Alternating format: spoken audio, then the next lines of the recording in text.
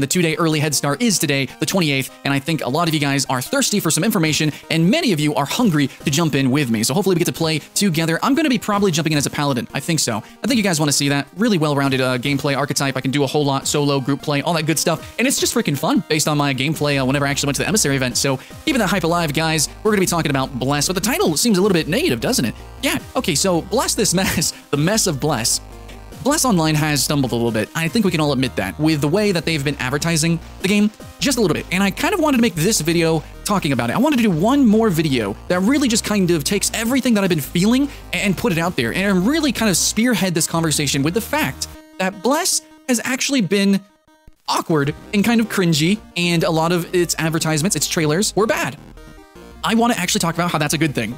That's weird, right? But you guys know I'm biased because I am an emissary, so I'm partnered with the game. I did get the game for free, and they took me out, they flew me out to San Francisco, they wined and dined me, as Fever said, and that can definitely get to people's heads, absolutely. But you should know, if you watch my videos, I have not pulled punches. Other content creators have been significantly more nice and following the hype train significantly more, but I don't do that. I only tell you exactly what's in the heart, what is absolutely real. So hopefully you trust me when I say that the awkward trailers, the awkward publishing of this game so far has actually been a breath of fresh air. This is actually a really cool thing, and I'll explain why. So, when I first was getting into Bless, I was reviewing the website. You know, my pre-impressions, I do this for games that I'm excited about or interested in. And I was reviewing the website, and there was actually some really subtle things that I could not really explain properly, quantify, that got me excited for the game. I mean, in a lot of ways, it did look vanilla. In a lot of ways, it didn't have exactly new features. The Pokemon features been in a couple of modern MMO that we've seen, Riders of Icarus, Dragon's Prophet, stuff like that. I've played those games, I've seen those games. They can look graphically okay. You know, the trailers can look okay, combat can look okay, but when you get in the game, it's not the same. But a lot of MMOs are really game-focused. I mean, they're games, they're video games. But if you watch some of my other rant videos, you know how I feel about MMOs and online games specifically, is that they're not just games. If you think about them more like concerts or more like festivals, then you probably get a more accurate representation of what it means to play these kind of games. And so, the publishing matters. I've said that a million times, and a lot of this video is going to be reiteration. But the publishing, the advertisement, the marketing, the events, this sort of stuff really actually is going to tell you the flavor of what this kind of game is going to be like, what it's going to be like in the future. And those are things that do matter. You know, the speculation of MMOs does matter in a review because they're online games. They're consistently evolving. They're live games. You know, things happen live, real time, massively multiplayer online community interaction. So the way that they host events, the way they show trailers and how they are trying to broadcast themselves is going to show what the game's going to be like. So what's the game going to be like? I think pretty awesome. I think it will be heavily community focused because of everything that they've done, because of the awkward trailers. So here's some examples. We can tell that they're listening to the community literally because they freaking are. It should be known to everyone that that's just obvious. That is an objective fact. They are listening to the community. Of course, they're listening to emissaries, but no, seriously, you guys, your toxicity, your positivity as well. Everything that the whole community is saying is rallying the dev team, you know, the community team to produce new content. So a big example is like the first thing that I saw was that they were pushing out combat videos, right? So every game does this pretty much. We're going to show off the combat. And then a lot of people said, well, that didn't really show us too much. I even did a whole video talking about how the person playing was just kind of randomly pressing buttons. It didn't seem very accurate. And then people complain that, well, especially since it's an MMO and, you know, the Paladin class, well, what about group content? What about healing? Because you just showed, like, you know, fighting with the Paladin. We need to see that in an MMO, especially a group-based, guild-based game. Let's show that. And you know what? I think about 1 day or 2 days after, they put out a video instantly of group play with the Paladin, showing off healing and stuff like that. Another time, with the microtransaction, you know, misconceptions because we just didn't get the information. Yeah, the Emissary event was awkward as hell, but directly afterwards, they did an extra Q&A. They also produced more videos and were trying to clarify all the misconceptions or things that weren't really clarified. And they were really trying to reach out to the community, get us the information, and, you know, translate it well enough and really try to get us what we want. Not only that, but then when we did get that extra information and we found out, you know, like, the prices of everything was a little bit too expensive. There were certain things in the cash shop or the premium service that didn't make sense, such as premium service when it comes to customer service. And we were vocal and they took it out. They actually took that stuff out. So as long as we're continuously vocal, they will take stuff out or add stuff in. And we literally know this because they've already done it. Before the game is even out, they've already done it.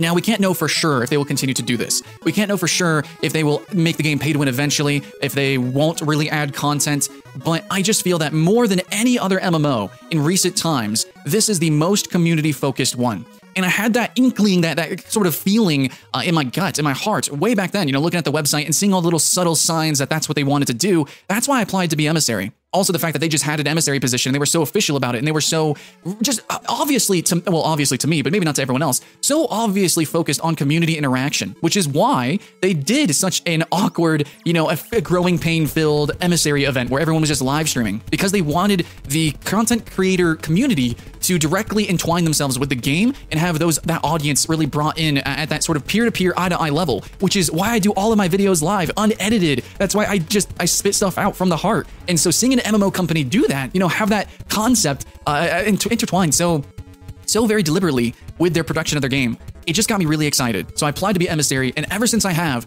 pretty much every issue that I've had and that you guys have been vocal about, they've fixed it, they've tuned it, they've clarified it, they've been producing this experience. They want this to be something that is lived, something that maybe is long-lived, actually, something that you can go and play, a concert, a festival that never ends. And that's really the kind of MMO that you want to sink your teeth in. Something that's going to have new content consistently, something that is updated consistently, that listens to its community, because in the end, an MMO is almost not so much a game. You, the players, are the content, which then kind of makes this more, like I said, like a concert, a festival. It's an event. It's something that is lived in a moment. And the best MMOs are the ones that have the most moments, the most updates, the most upkeep, the most vocal interaction between the dev team and its publishing side, which this is self-published, thank goodness, by Neowiz, as well as the community. That interaction, that communication is key. And they'll have the emissaries to help with that communication. We're actually going to be even in the credits, which is kind of exciting because we're actually part of the team. We're actually a part of the game. And they really are, we are representing the community, and we are represented by the game because the game knows how important that interaction is. I do believe that more games are going to do stuff like this, especially with the obvious hype and success of Bless Online. That is, unless the game goes down the dumpster and is completely destroyed from here on out. But I'm just saying, I'm really excited. I'm really happy. I'm very thankful that I got to go to San Francisco and meet the dev team, and I met all the other content creators, and I had a blast.